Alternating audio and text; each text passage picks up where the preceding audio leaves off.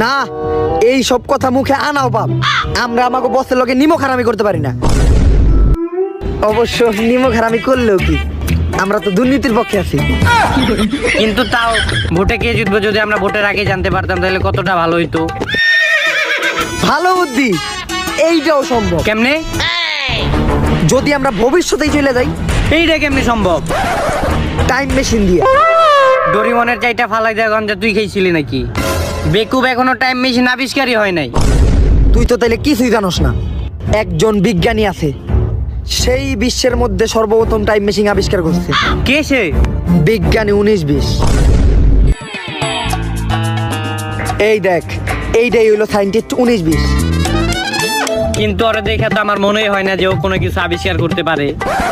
তুই সায়েন্টিস্ট স্যারের উপর সন্দেহ করতে বেটা, তোরে খাড়া করে লাড়া দিয়ে দিবো। আমার নাকি আমারটা? আরে বিশ্বের যত ভাইরাল ভাইরাল আবিষ্কার সব তো হ্যাই করছে।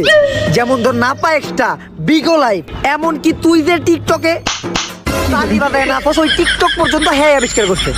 তাইলে তো আমার গুরু সায়েন্টিস্ট স্যার। ছোটবেলায় তো আমার নানি কইছিল সায়েন্টিস্ট গো চিন্তা করতে করতে চুল দাড়ি সব পাইকা যায়। হ্যাঁ তো খালি চুল পাকছে, কিন্তু আর কিছু তো পাকার খবর দেখি না। তাহলে তো তোর নানি আর একটা জিনিস পাকার কথা কইতে ভুলে গেছে। যাই হোক, কি দরকার আছে সেটা কর। সায়েন্টিস্ট স্যার, আপনি এনে কি করতেছেন? আমি এই জায়গায় এক্সপেরিমেন্ট করতেছি, ইট বানামু। হালার পাহালা তুই যে বিল্ডিংটার ভিতরে খারে এক্সপেরিমেন্ট করতেছ সেইটা ইট দিয়ে তৈরি। ও, ইট আবিষ্কার হয়ে গেছে না? আহারে, একটা মহান আবিষ্কার থেকে বঞ্চিত হয়ে গেল দুনিয়া।